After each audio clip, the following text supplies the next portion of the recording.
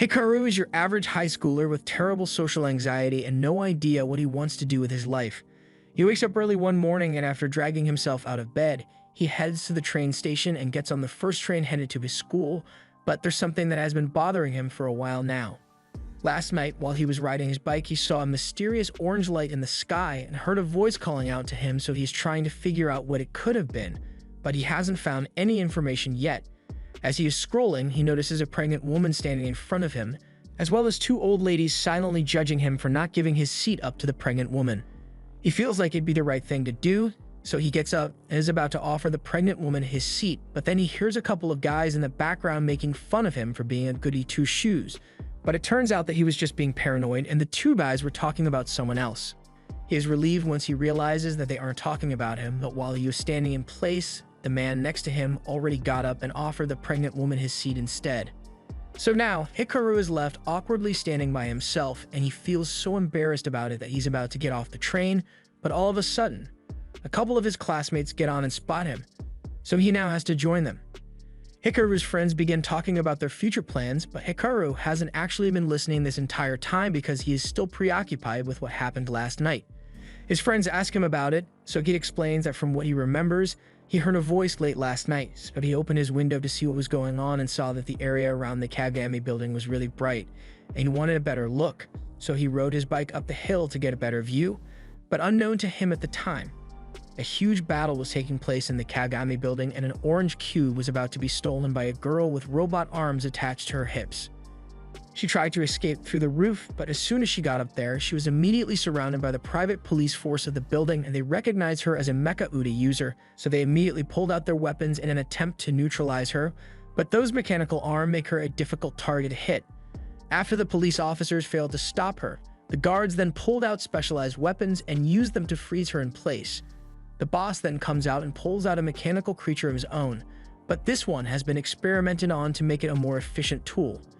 The girl's mechanical arms are outraged by what the man did to one of their kind, but the man shows no remorse as he takes the cube back so he can use it in one of his future experiments. The girl refuses to let that happen. So with the help of the arms, Sinus and Dex, she breaks free from the trap and attacks the weapons developer. In the process of the fight, the girl manages to get the cube from the weapons developer, but because the containment tube was damaged, it ends up getting launched several hundred meters into the air. That was when Hikaru saw an explosion come from the building and he even took a video of it. But for some reason, nothing out of the ordinary was recorded. He also recalls seeing a glowing cube land somewhere near the building, but once again, none of that showed up on his recording. His friends think he must have just had a really weird dream last night, but out of curiosity, since he apparently heard a voice, they ask what kind of voice it was heard last night was, and Hikaru is embarrassed to say, but he tells them that the voice was asking for help. His friends joke that it may have been a ghost, but Hikaru knows what he heard, and coincidentally he hears that same voice again. So even though he's supposed to be attending class, he takes off running in an attempt to track the voice down. He ends up approaching the Kagami building, and he's not sure what he's meant to be looking for, but as he's about to enter a roped-off area, he is stopped by a police officer who tells him that he isn't allowed to be back here. Hikaru asks why, so the officer explains that Kagami made a generous donation to the police station in exchange for a couple of officers helping him with a little situation. But then he gets a message on his radio telling him that Mr. Kagami needs all the officers to head over to the back room, so the officer turns to head for the back, leaving the unknown kid near the restricted area. Hikaru was initially going to turn back since he is a law-abiding citizen, but as he is about to leave, he hears the voice again. So he decides to ignore the do not cross tape and goes searching for stuff in the abandoned section of the compound. He walks around for a while until he comes across an ominous glowing cube in the middle of the floor and he wonders if this is the thing that was calling out to him. He gets close to it and sure enough, the cube begins talking, which freaks him out a little, but he still reaches out to touch it, resulting in a massive flash of light. The cube flies up into the sky and lands on Hikaru's back, causing another flash of light and drawing a lot of attention. By the time Hikaru opens his eyes, he has a massive arm growing out his back, and the arm is really relieved to have finally been saved. Hikaru is hearing the voice of someone talking to him, but he can't see anyone, so he starts panicking until the arm gets his attention to calm him down. Seeing a metal arm growing out of his back does nothing to calm Hikaru down, but the arm begins to thank him because it is genuinely grateful to have been released from that cube. It tries to tell Hikaru its name, but it then realizes that it can't actually remember what its name is. Hikaru still can't handle the fact that he has an arm on his back, but then he realizes that the arm isn't actually attached to his back, it's just stuck to his jacket. Before he can think of what to do next, a drone shows up to investigate the area, and that leads Hikaru to believe that the robot arm must belong to the Kagami group, and he doesn't want to get in any trouble, so he starts taking off his jacket so he can return it, but the drone engages its buzzsaws and tries to kill him. Hikaru begins running for his life, and he thinks the drone is after him because of the mechanical arm, so when he falls over, he tries to return the arm so he doesn't get attacked anymore, but it turns out that the drone is specifically trying to kill him, so the arm has to step in and defend him. Hikaru is traumatized from the near-death experience, and he has no idea what the murder drone would be targeting him instead of the arm, but the arm tells him that they don't have any time to relax because even more drones are on their way, and the only way he is going to make it out of here alive is if they work together. Meanwhile, at the Kagami headquarters, the president has just been informed that the drones have located the missing trigger arm, but it seems to be in the possession of a random kid. One of the higher-ups asks if the boy is affiliated with the ARMS organization, but according to their background check, he really is just a random kid that happened to find it. So the higher-up orders a 2-kilometer perimeter to be formed so he can't escape, and for all available forces to be focused on capturing the trigger arm. He doesn't really care what happens to the kid though. At the same time, Hikaru and the arm have evaded detection by the drones, and while Hikaru is grateful to be safe, he still wants an explanation as to what the arm is and why he is being hunted because of it. The arm unfortunately doesn't remember anything, so it can't answer Hikaru's questions, but something it does know is that Hikaru is a kind person for saving it. Normally, the arm wouldn't be able to move at all without Arbitrium, but with Hikaru, it's got buttery smooth joints. Hikaru congratulates it on its freedom, but he's not going to be getting involved anymore and opts to leave the arm behind, along with his jacket. It should be fine since the arm can move on its own, but the arm begs him not to go and tries warning him that it isn't safe out there. The way Hikaru sees it, he is only in danger because of the arm, so distancing himself from it would be the best way to ensure his safety, and he intends to do exactly that. However, he notices that the further he gets, the quieter the arm gets, and as he turns around, he sees that the arm has almost completely lost power. After a bit of testing, he confirms that the arm really does lose power every time he gets too far away, and that means for better or worse, he's stuck with the arm. The drones eventually catch up to them, but this time the arm says he will handle it himself, so it grabs the floor and begins dragging Haruka around to get him away from the drones. While the arm is doing this, the weapons developer is watching from a nearby water tower, and he is quite disappointed that the trigger arm turned out to be so pathetic, but he still needs to retrieve it, so he will let the drones handle it. More importantly, he received intel that he's not the only one after the trigger arm, so he's going to have to deal with that girl again. Meanwhile, Aki has just arrived in the area, but her intel provider tells her that she is heading in the wrong direction. He tells her to go south, but she doesn't know which way is south, so he rephrases it and says she should turn right instead. She needs to get to the other side of the building, but going back would take too long, so she finds a little alleyway and intends to go through there instead, although she's going to have to ask her Dex and Sinus to disengage for now so she can fit.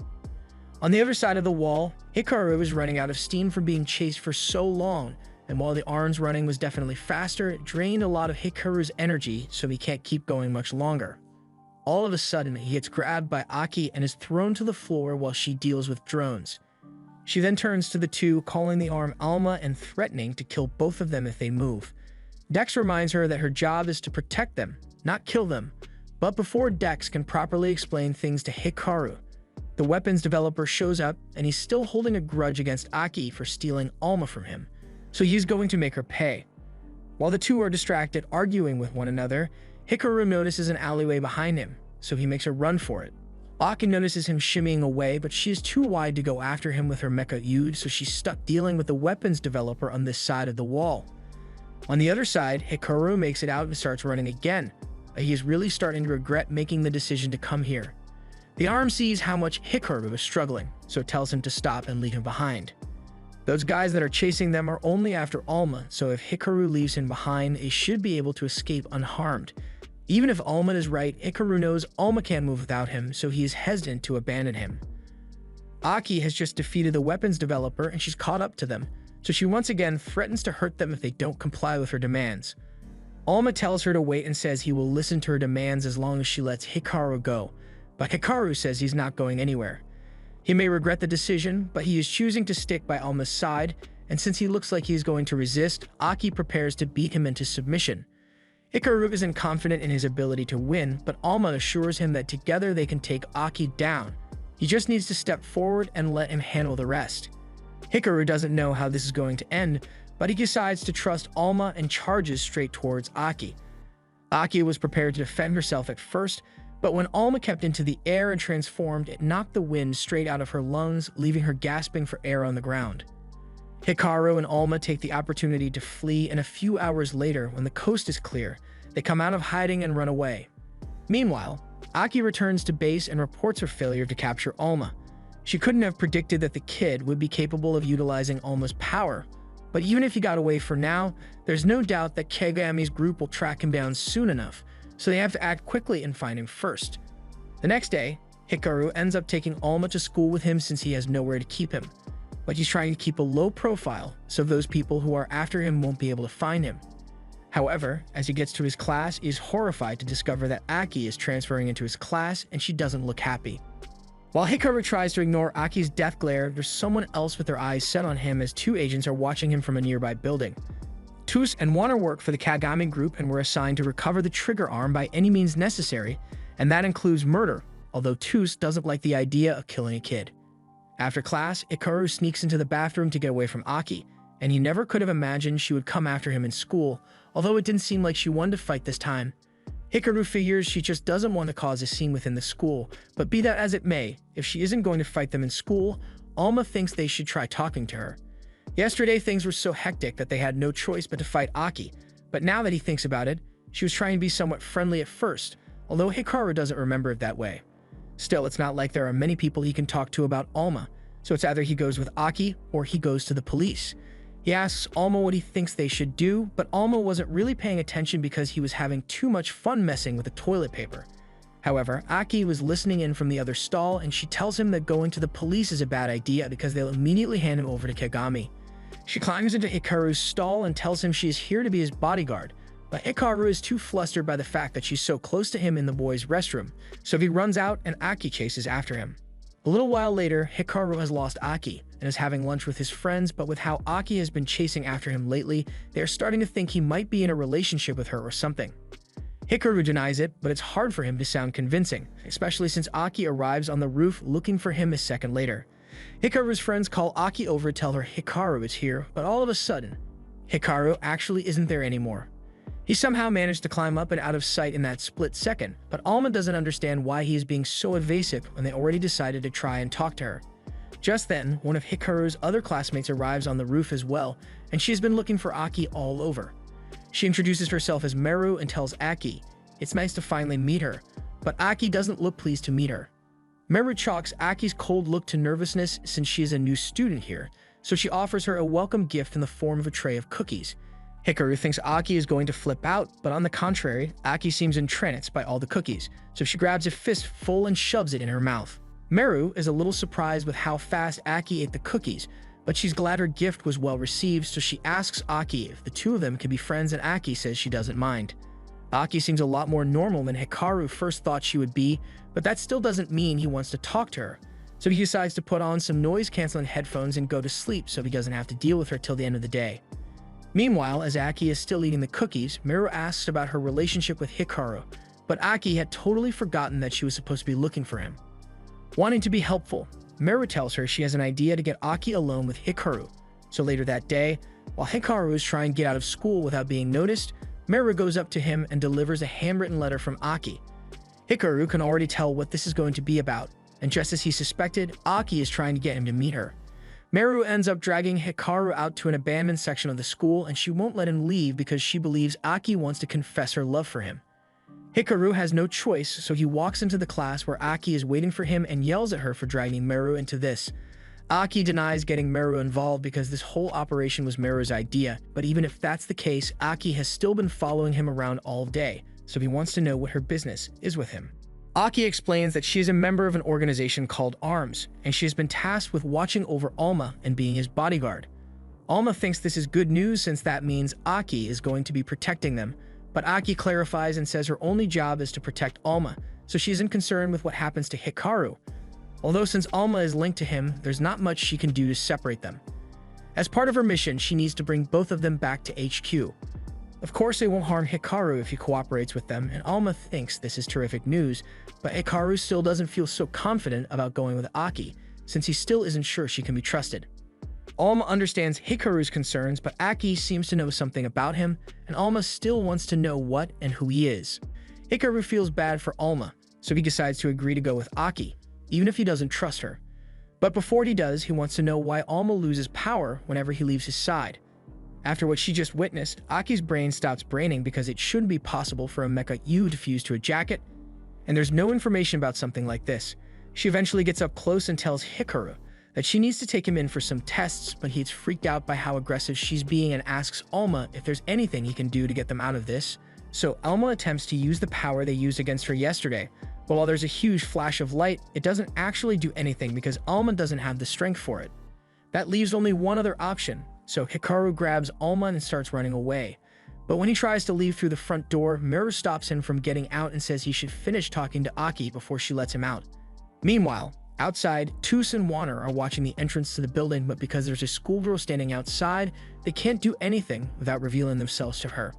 Back inside, Hikaru has been trying to find a way out of the building, but all the other exits have been boarded shut, so it looks like his only choice is to go up. Meanwhile, Aki is still trying to locate him, so Dex says he thinks she should head down the right hall, and Sinis says he thinks she should follow the left hallway, but Aki doesn't listen to either of them and decides to go down, breaking through the floor and landing directly on top of Hikaru. Now there's nowhere for Hikaru to run. Aki can't understand why he is running away when he chose to spare her life yesterday. Hikaru says there's no way he would ever kill a person, but Aki isn't listening anymore and assumes Hikaru must be plotting something and is using Alma. Alma tries to defend him and says Hikaru isn't a bad person, but Aki still doesn't believe him, so Alma tries to use his power to protect him, but once again, nothing happens. Aki takes this as proof that Hikaru isn't bonded with Alma, so she intends to eliminate him right now for the sake of Alma's safety. However, just then Miru walks in because she heard a loud sound, and let's just say the position they're in gives her the wrong idea, so she turns around and leaves to give them some privacy. As she leaves, Aki prepares to resume her elimination of Hikaru, but he's already gone and hidden, so she has to start searching all over the place for him. Once she's gone, Hikaru gets up and tries to walk out the front door, but this time, Wanner stops him and he is wearing one of the Kagami group uniforms, so Hikaru is immediately put on edge.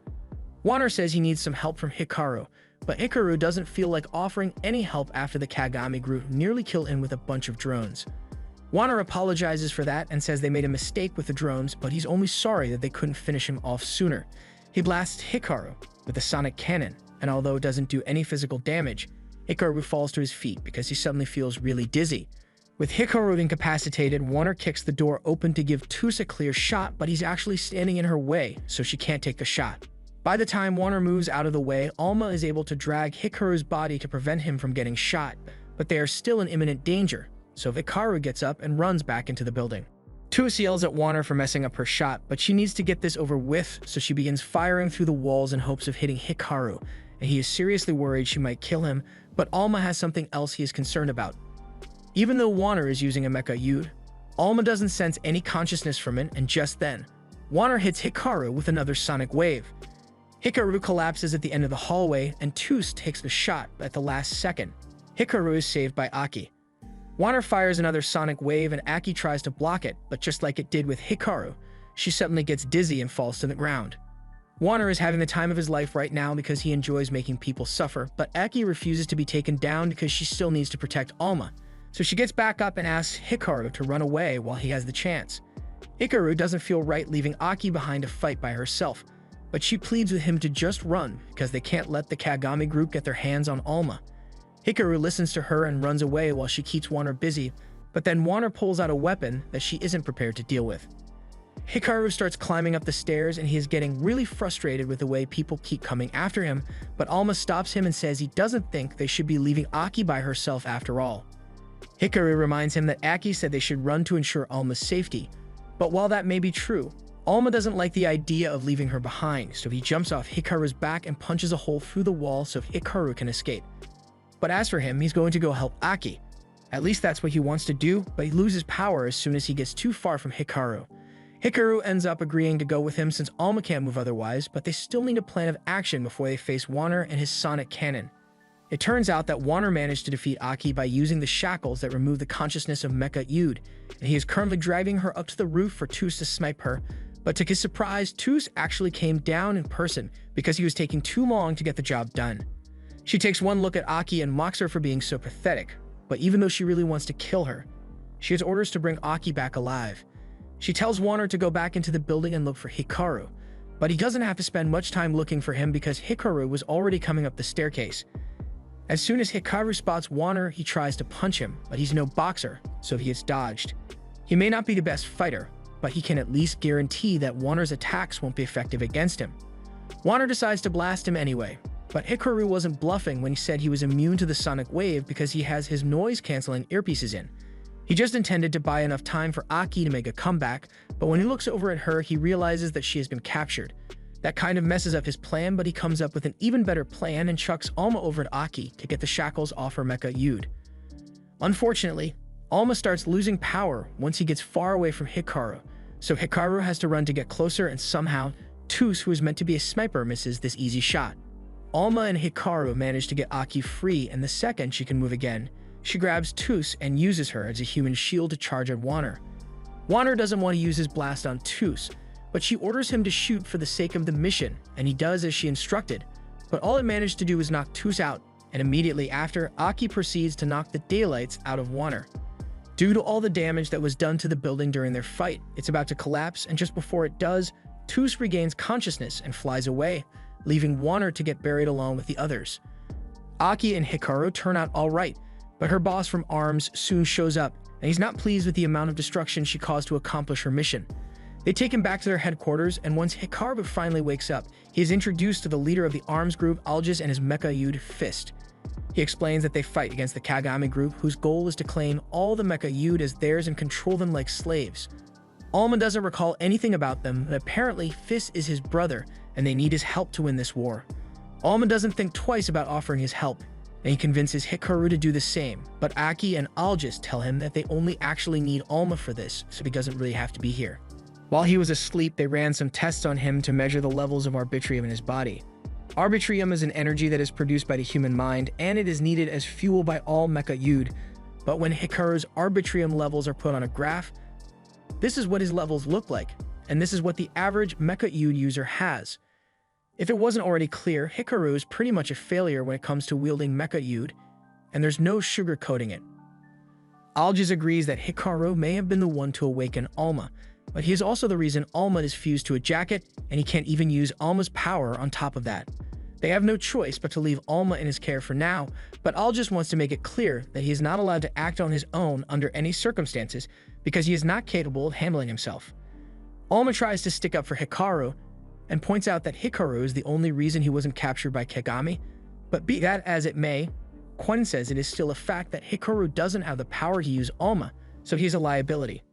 Just then, Aki interrupts him and says she believes Hikaru may be capable of drawing out Alma's potential. After all, he was able to harness Alma's power the first time they met, so she is sure he can grow stronger with a little training. So far, this training has involved Alma doing push-ups on the school roof, and while Hikaru is glad Aki offered to train him, he isn't sure how effective this really is because Alma is the only one moving while Hikaru is just sitting here. Aki tells him that training Arbitrium is about spirit, so he just needs to psych himself up as much as he can to make himself stronger, and that's fine. However, that still doesn't explain how exercise is meant to increase his Arbitrium, but he decides to just go with it for now. A few moments later, Aki receives a phone call from ARMS that they tell her that she needs to return to HQ, so she cuts Hikaru and Alma's training short and takes them back with her. There have been a lot of recent incidents where Mecha Yud were being ripped away from their wielders, and this guy is the third victim this week. Algis believes this might be the work of a new Kagami agent, so his top priority is to retrieve the stolen Mecha Yud as quickly as possible before it's too late. Alma doesn't understand what he means by too late, so Dex explains that if a person's Mecha Yud is forcibly ripped from his body, then he will die within a few days. The reason isn't entirely known, but they believe it might be because Arbitrium starts leaking out of the fusion point, causing the person to grow weaker and weaker until they eventually pass away. There's still a lot about Arbitrium that remains unknown, but what they do know is that it has drastic effects on the human biological system.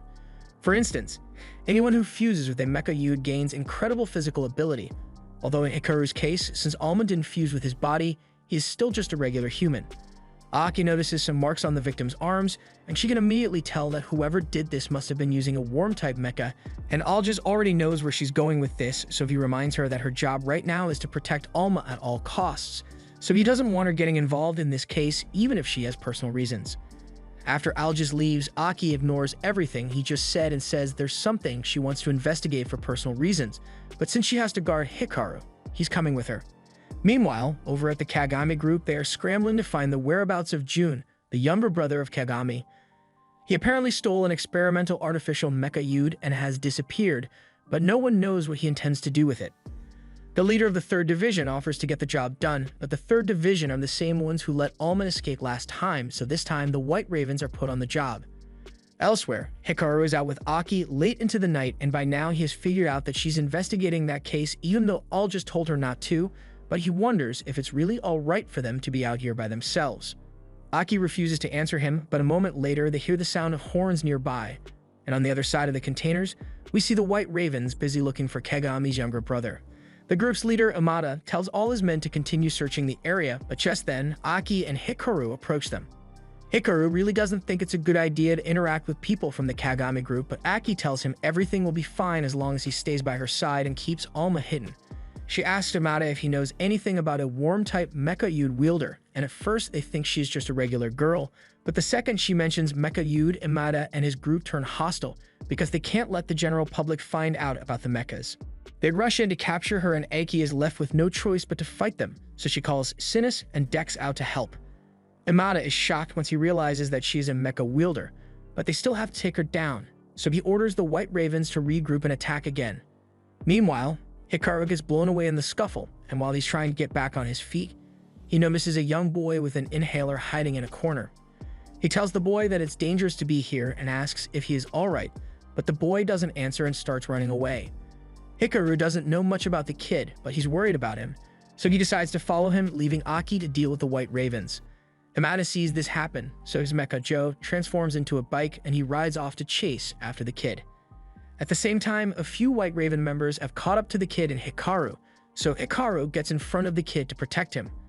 The White Raven guys are totally ready to beat Hikaru up if it means getting to the kid, but before Hikaru actually gets hit, Alma comes out and blocks the strike.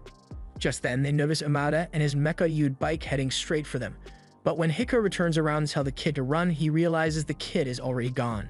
Amada's original target may have escaped, but now that he has spotted Alma, he changes plans and targets him instead. Alma realizes he and Hikaru are being targeted, so he turns around and tries to drag Hikaru to safety. However, in terms of speed, there's no way Alma could ever beat a motorcycle, so Amada catches up to him and grabs Alma. He's really proud of himself for being able to capture the trigger arm, but all of a sudden, Aki appears out of nowhere and knocks Amada off his bike. She then begins questioning Amada and Joe about a worm-type Mecha Yude wielder, and they don't want to be crushed by a container, so they are willing to comply, but they really don't know anything about a worm-type wielder, so Aki drops the container and lets them go. She's disappointed that she couldn't find any leads, but that aside, she's also pissed at Hikaru for running off on his own. He tries to explain that he saw a kid being chased, so he wanted to help, but Aki refuses to listen to his excuses. He nearly got Alma captured with his careless behavior, and as much as she wants to believe in him right now, he is still utterly powerless, so she tells him he can't do anything on his own. While this is going on, the kid from before is watching from the rooftops, and it seems like he has an interest in Alma as well, so he's going to wait for the perfect time to strike. Back on the ground, Hikaru is equally pissed at Aki, because she is the one who brought him here against his wishes in the first place, so if anyone's to blame for this, it's her. She couldn't even be bothered to tell him what she's doing here, so why would he trust her enough to blindly follow her orders? In fact, he has no reason to listen to her anymore, so he says he's just going to go home. Sinus and Dex ask Aki if it's really alright for them to let Hikaru go on his own, but she's mad at him right now, so she says she doesn't care what happens to him. As Hikaru is walking away, Alma tries to convince him to go apologize to Aki for what he said because she's the one protecting them, but he refuses to do so. Jun thinks this is great since if Hikaru is arguing with his bodyguard, it makes it a whole lot easier to steal Alma from him. However, before he could go after Alma, he gets cut off by Aki, who still feels obligated to keep them safe no matter what. Jun had hoped he wouldn't have to deal with her, but since he has no choice now, he brings out his mecha and Aki is enraged because it's a worm type. She thinks Jun is the guy she has been looking for, however, after they clash for the first time, Dex can tell that he's not the one Aki is after, but that brief moment of distraction buys June enough time to surround her, and this is probably bad news for her. Meanwhile, Hikaru is out thinking about his argument with Aki when he suddenly gets a call from her. Alma tells him to apologize for yelling now that he's got the chance, but when he checks his phone, he sees a picture of Aki knocked out cold on the ground. June then calls using her phone and tells Hikaru that he has stripped Aki of her mecha Yude, and without them, she'll be dead in a matter of hours. So if Hikaru wants to save her, he's going to have to meet him at this location. The first thing Hikaru does is call Algis to inform him of what happened to Aki, but while Algis is worried about her, he can't have Hikaru go to face June because that's exactly what he wants. For now, he says he will assign some agents to track him down, but for now, he tells Hikaru and Alma not to try anything funny and to stay where they are. Hikaru is getting sick of people telling him that he is too weak to do anything, and he's starting to believe they may be right, but Alma assures him that he is capable of doing great things when he puts his mind to it.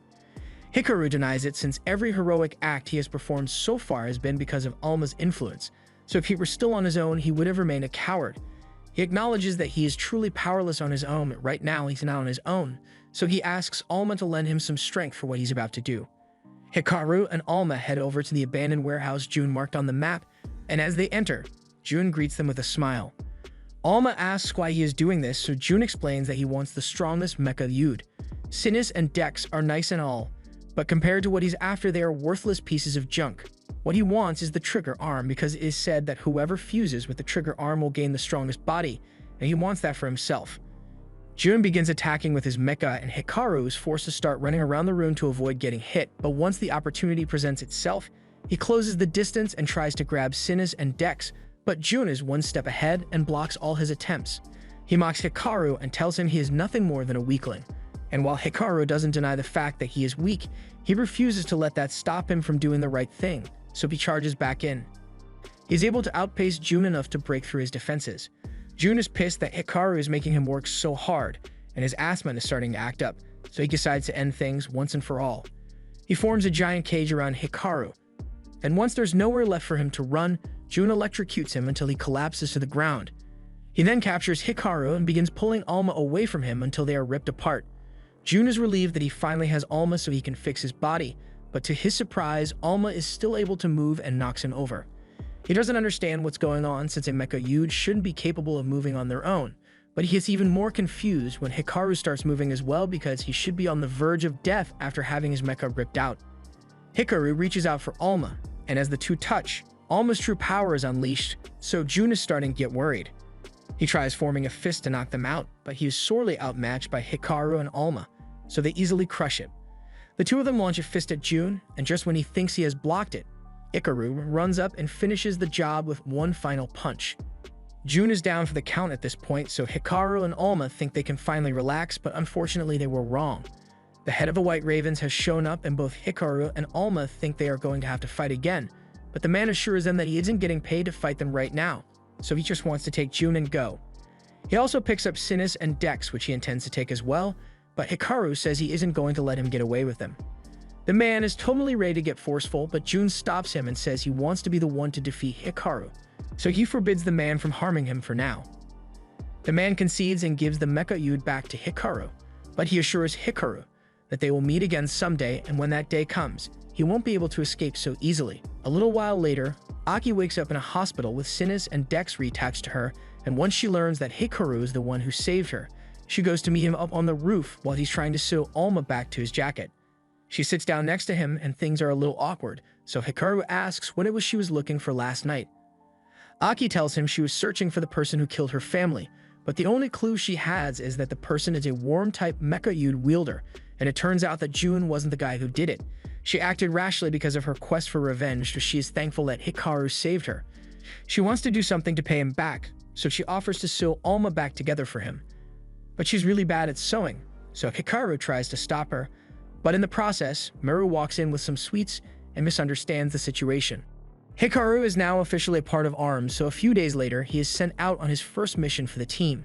A couple other ARMS members are on standby, while Hikaru is clinging to the top of a transport truck that is holding captured mecha Yude, and when Ed looks inside, there's a really dangerous-looking fat guy in there beating up a scientist. The others were already expecting this, so they remind Hikaru that he should just stick to the plan and set off the EMP they gave him once the truck passes the interchange up ahead. Hikaru intends to do as he is told, but when Alma sees the fat man abuse his shackled mecha Yude, he refuses to stand by any longer and does something that causes the truck to flip over and cause a major accident on the road. Hikaru managed to make it out alright, but now he has to run as fast as he can because Alma gave away their position, and now he's a target. Unfortunately, the fat man throws the truck in front of him to cut off his escape route, and things are looking pretty bad for him. So ARMS member Tani and his mecha Carex decide to go help him a little. The man launches several missiles at Hikaru, and he's just barely able to dodge them, but the guy has 3 mechas on him, so he pulls out an arm cannon next and aims to turn Hikaru to ash. However, just before he could get hit, Tani zooms in and pulls him to safety. Hikaru is thankful for the help, and Alma apologizes for causing such a mess with his actions, but they don't have much time to talk because the man soon locates them, and he goes in to attack once more.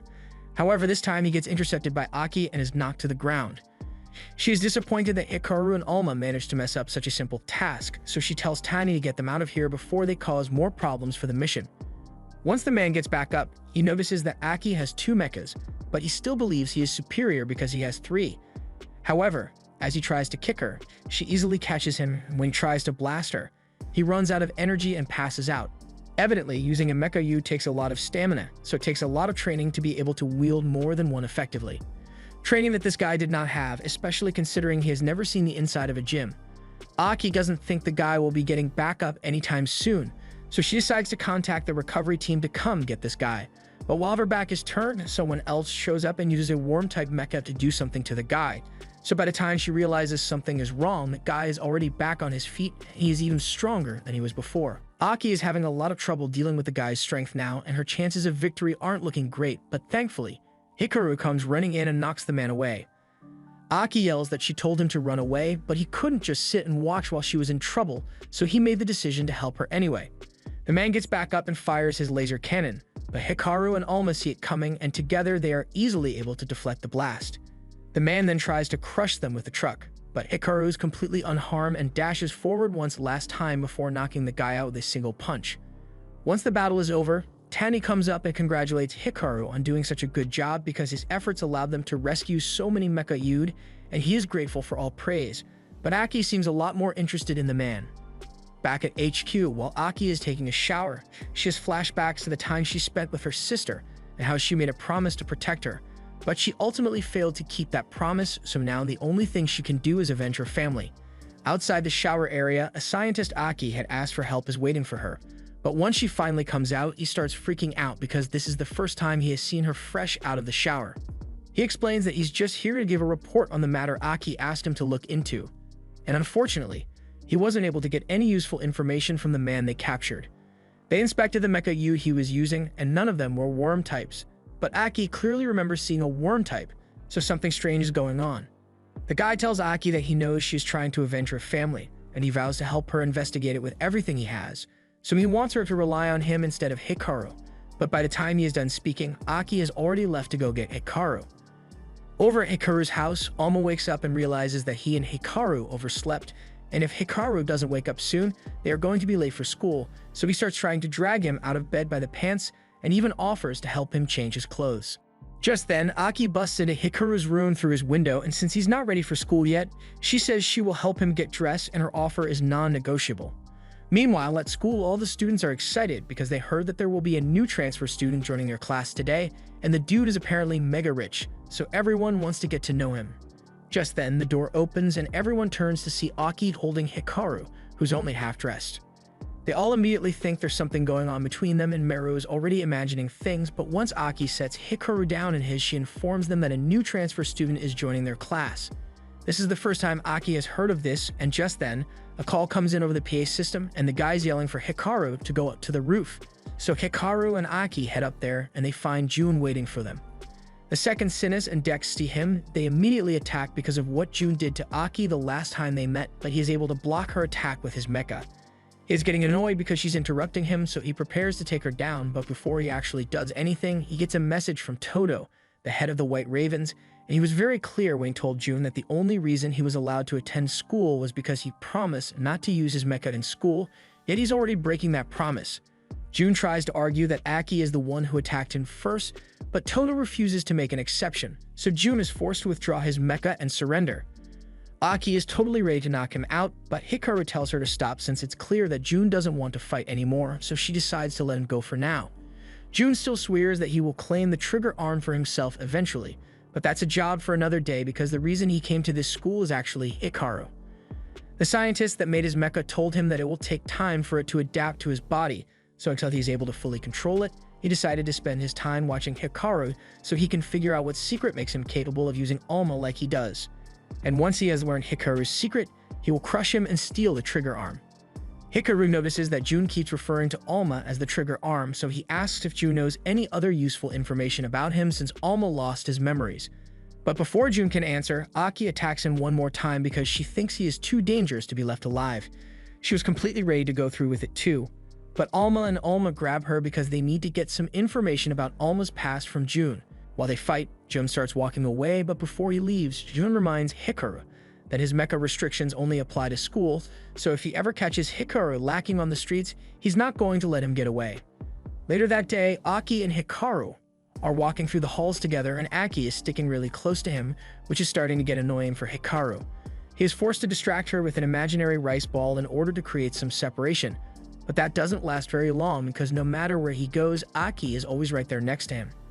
He eventually manages to lose her, but he had to use his lunch as another distraction, so he hasn't eaten anything yet, and just as he was contemplating what to do, he hears Jun's voice coming from above him.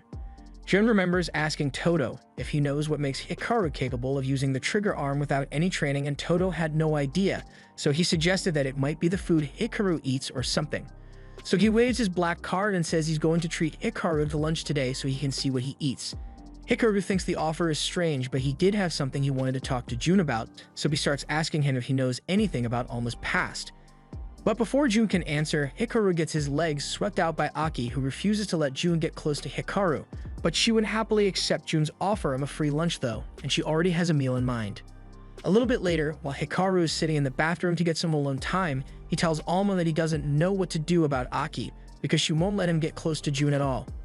Jun definitely knows something about Alma's past too, but Aki doesn't seem to care, and at this rate, Hikaru may never get the chance to ask Jun about Alma. But just then, he comes up with an idea that might get him close to Jun. Today is the sports tournament, so while they are out on the field, Hikaru thinks he might be able to talk to him. But when the time finally comes, Jun is nowhere to be found. Just then, Hikaru gets hit in the face with a ball, and Jun, who has been watching him from a tree this entire time, can't believe Hikaru's reaction time is so slow even though he has the strongest mecha. Jun then senses something coming his way, so he dodges and another ball bounces off the tree, somehow ricocheting onto Hikaru's head and knocking him out cold this time. The ball was thrown by Aki, but she had meant to hit Jun, so she apologizes to Hikaru for knocking him out. Since Hikaru is unconscious, Miru takes the opportunity to play out one of her fantasies, so she ties him up in a ribbon and sets up a fight between Aki and Jun to see who gets to have Hikaru. Aki is down for a fight since she is still holding a grudge against Jun for what he did to her, and Jun is always ready for violence. But since Meru is here, he and Aki agree to a plain fistfight. Meru is loving all the drama, but Alma pleads with Hikaru to find a way to talk Aki out of it since he still needs to talk to Jun. Hikaru thinks for a second, and the only thing that might be able to convince Aki is food, so he stands up and yells that if Aki agrees to give him a few minutes alone with Jun, that he will pay for her to go to a buffet. That sounds really tempting to her, so she ultimately agrees and drags Meru off to give Jun and Hikaru some privacy. Once the two of them are alone, Jun asks what Hikaru wanted to talk about, so Hikaru and Alma begin asking him if he knows anything about Alma's past since the Kagami group seems really invested in capturing him. Alma explains that he lost all his memories, so anything Jun can enlighten him on would be much appreciated. Jun can't believe the trigger arm actually got amnesia, but he tells Alma that there are a bunch of records about him in the Kagami group archives. After all, Alma used to belong to the Kagami group in the first place, and Jun shows them a photo as proof. The photo is one of Alma and Yakumo Kagami, the founder of the Kagami group and the one who made this city what it is today. This is a total shock to Hikaru and Alma, but Jun can't offer much of an explanation since this photo was taken decades ago. As Jun leaves, Aki watches from the bridge while Meru is tied up next to her, but then she receives a call from the scientist from earlier because he found the lead on the worm-type Mecha user she's been looking for. A little while later, Hikaru and Alma head to the city library to do some research on Yakumo Kagami, but Alma can't understand why the people here all seem to love the Kagami group so much when they have been doing terrible things to Mecha Yude.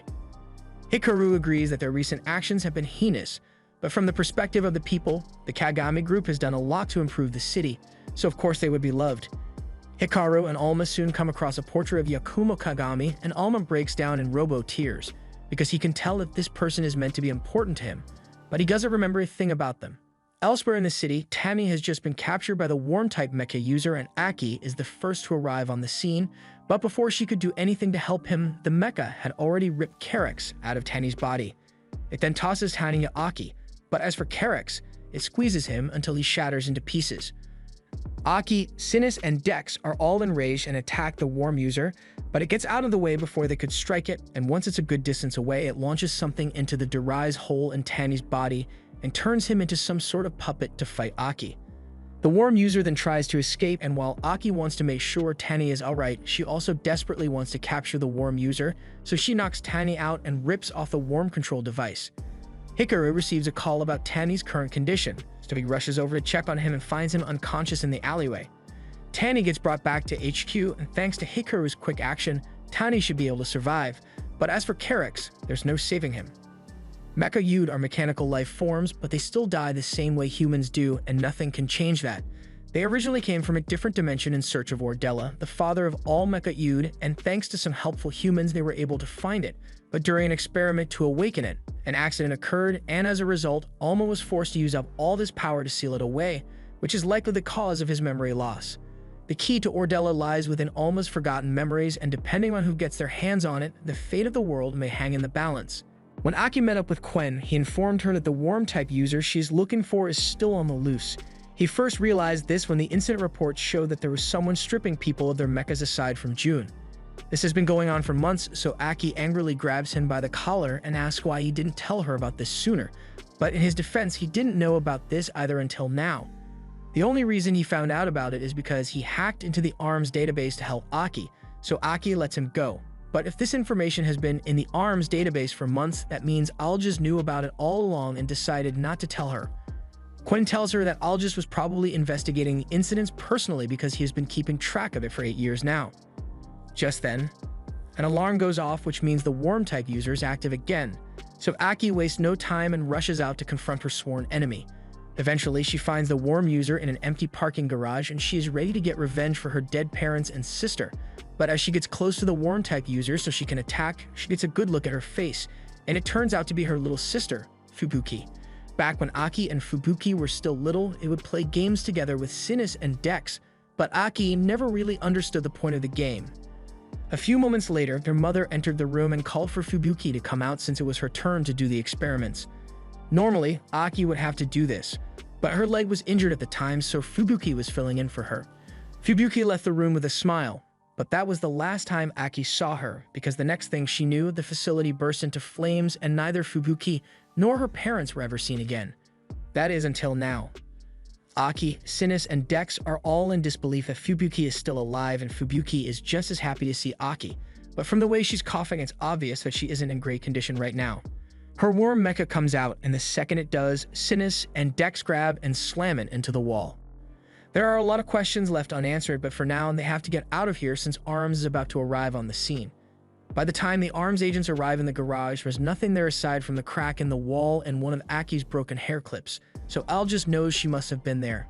Outside the garage, Aki is still holding the worm mecha hostage, and she intends to get the answers, so she asks the mecha if it was the one who killed her parents. The mecha tries to explain and tells them it was all an accident, but Sinus and Dex refuse to let her finish because they think she's lying. Sinus was there with Fubuki on the day of the incident, and he clearly remembers the worm mecha attacking everyone. The only thing he doesn't know is why it did it. Fubuki pleads with Aki to stop and tells her that it's not Amaryllis' fault that their parents died. Fubuki blames herself for the incident and apologizes over and over to Aki, so Amaryllis tries to comfort her. There's definitely a lot more to the story than they had initially thought, so Sinus and Dex tell Amaryllis to tell them exactly what happened that day. On the day of the incident, everything was going as planned, and Fubuki was having fun telling her mom about the game she played with Aki. The experiment was meant to shed light on the possibility of arbitrium amplification, so Amaryllis and the woman she had derised with at the time walked in to assist. However, the second Amaryllis locked eyes with Fubuki. An unknown phenomenon occurred, causing both Amaryllis and Fubuki's arbitrium to resonate. Amaryllis tried to stop it by derising with Fubuki, but in the end it only made the situation worse. Fubuki has wanted to talk to Aki about this for so long, but she could never find the courage to face Aki since it's her fault that their parents died. Amaryllis assures Fubuki that it wasn't her fault, but even if Amaryllis claims it was all an accident, Aki still blames her for everything, so despite Fubuki's plea, she intends to destroy Amaryllis here and now. However, due to all the stress, Fubuki ends up fainting, and this is something Amaryllis had been worried about. Aki thinks they should get Fubuki to a hospital, but Amaryllis tells her there's no point in doing that because after the incident, Fubuki was left with a condition that prevents her from producing her own arbitrium, and apparently, no doctor or arms scientist will be able to help her. So far, they've been managing her symptoms, but at this rate, Fubuki won't last much longer. According to Amaryllis, there's only one way to make sure Fubuki survives, and it's going to be difficult to do. The next morning, when Hikaru's alarm goes off, Alma wakes him up because this is the time Aki usually comes flying through his window. However, today the window is still in one piece, and instead of her usual entrance, Aki rings the bell at the front door. Hikaru and Alma both think something's off since Aki never uses the front door, but it seems like she doesn't want to talk about it, so Hikaru isn't going to probe. Just then, Meru runs up to the two of them, and she's got something she wants to ask both of them. Since there's a big test coming up, she suggests that they should all have a group study session, including Jun, who has been spying on Hikaru from over there all morning. She goes up to him and asks if he would like to join the study group, but Jun says he's not going to be attending a silly study group because he didn't come to this school to learn. Meru completely ignores Jun's statement and yells over to ask Hikaru if they can have the study group at his house. Hikaru thinks about it for a second, and while he likes the idea of getting to spend time with Meru, he already knows Aki and Jun are going to get into a fight, and he would rather not have that happen in his house.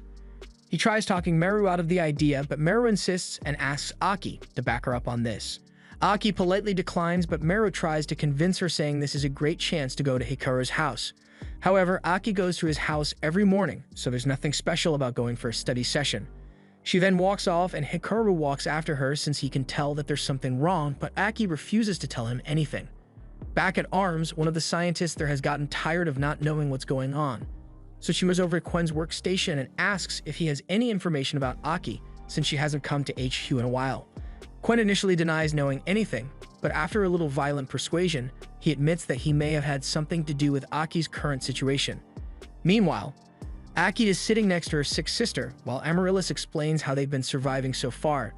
Since Fubuki can't generate her own arbitrium, Amaryllis has been sucking the arbitrium out of other mecha users and feeding it to her, but apparently, Fubuki's illness is progressing too fast for Amaryllis to keep up. There's very little time left before Fubuki's condition becomes critical, so Amaryllis urges Aki to do whatever it takes to ensure that her sister survives. And as it turns out, the only way for Aki to guarantee Fubuki's life is to take the life of Hikaru.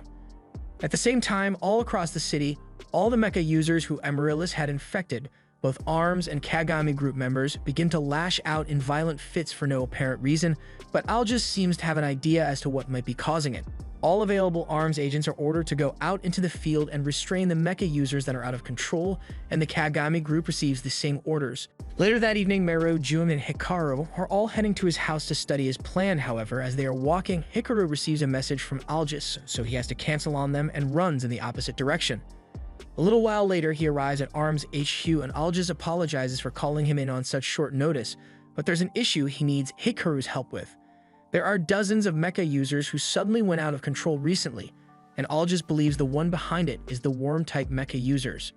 He also has a video of Aki making friendly contact with this worm user, so he believes Aki may be involved in this somehow, and if he's right, then that means she has betrayed both humanity and the mecha dude.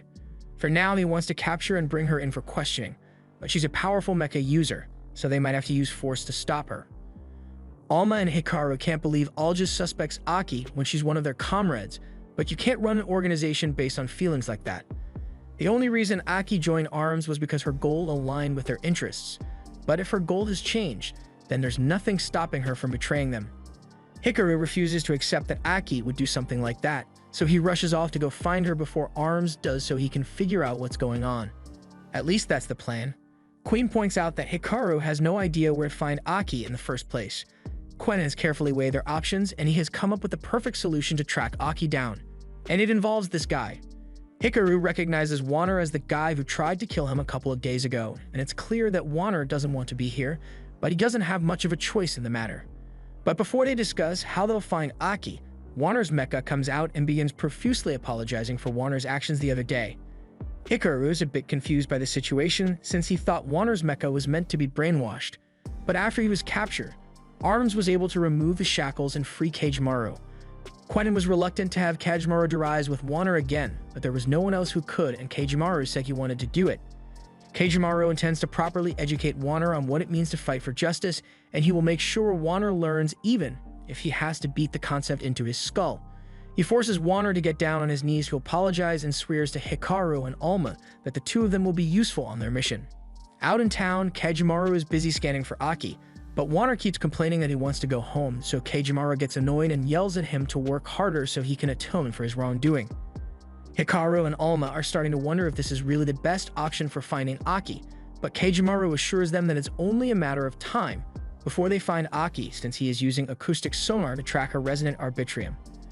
Just then, Hikaru gets attacked from behind, so Kagemaru pulls him out of the way.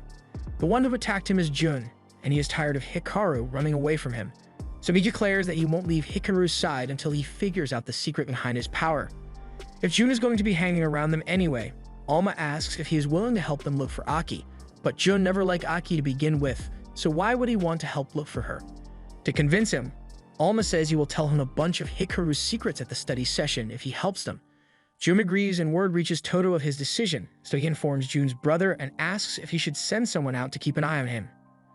But Jun's brother couldn't care less about his safety and says the company is more important, so he won't be diverting any personnel to watch over him. Meanwhile, Kagemaru has just tracked Aki's arbitrium to the parking garage and he's getting a strong signal, so he believes Aki must be nearby. However, when he reaches the source of the arbitrium's signature, they are confronted by Aki, and she looks like she is seriously going to follow through on Amaryllis' advice if it means saving her sister. This was the end of episode 5. Subscribe to not miss the next part.